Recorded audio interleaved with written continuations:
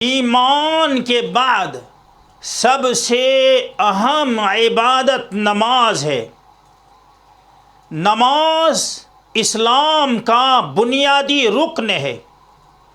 نماز دین کا ستون ہے، مومن کا نور ہے، اللہ کے نزدیک سب سے پسندیدہ عمل ہے، جنت کی کنجی ہے، قرب الہی کا ذریعہ ہے، مومنوں کی معراج ہے، گناہوں کا کفارہ ہے، جنت میں داخل ہونے اور جہنم سے بچنے کا ذریعہ ہے۔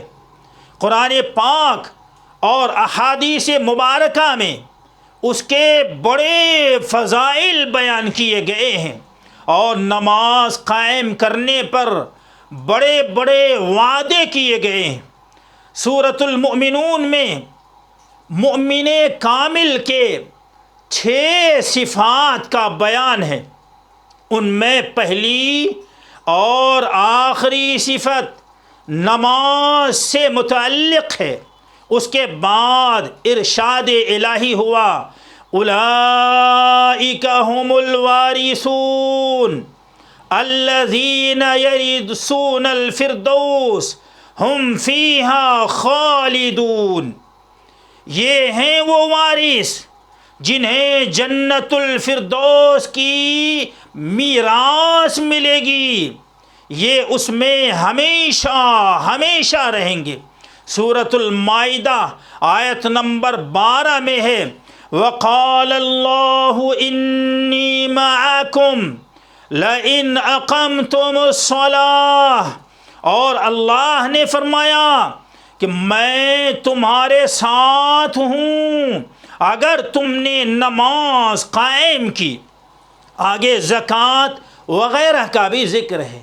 بخاری شریف کی 528 نمبر کی حدیث ہے کہ نبی کریم صلی اللہ علیہ وسلم فرماتے ہیں، اگر کسی کے دروازے پر نہر جاری ہو اور وہ روزانہ اس میں 5 دفعہ نہائے تو تمہارا کیا گمان ہے، کیا اس کے بدن پر کچھ بھی میل باقی رہ سکتا ہے؟ صحابہ نے عرض کیا، نہیں اے اللہ کے رسول، ہرگز نہیں۔